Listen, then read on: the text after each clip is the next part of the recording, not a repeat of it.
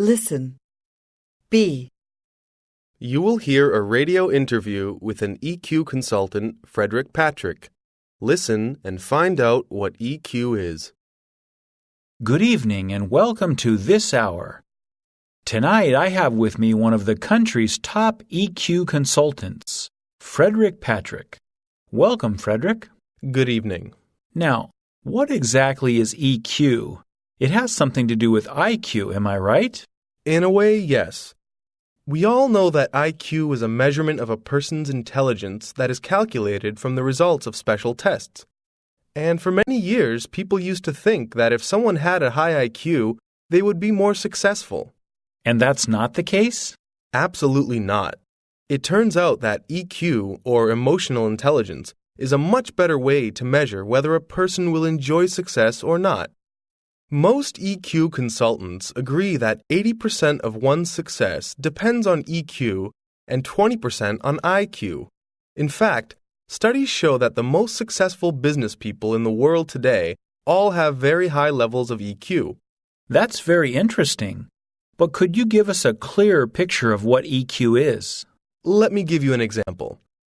You make the perfect sandwich for lunch and you leave it in the refrigerator at work. At lunchtime, you're really hungry. You go to the kitchen and find Bob from accounting, eating your sandwich. What would you do? I'd be very angry. I'd probably make him wear the sandwich and then... There you go. What's happening is your emotions are controlling your actions. You're not thinking properly because you're very angry. You're right. I suppose people with a high EQ wouldn't get angry like that. No, they would be angry, but they would understand this emotion and be able to control it.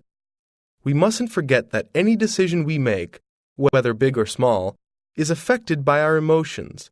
It's how we control our emotions when making decisions that determines our EQ. I see. So it's not really how clever you are, but how you deal with your emotions. Exactly.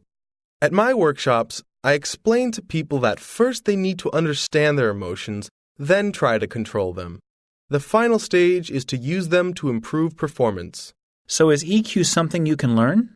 You can say that. We are born with a certain level of EQ, but it changes throughout our lives depending on different experiences we have, which affect our emotional states.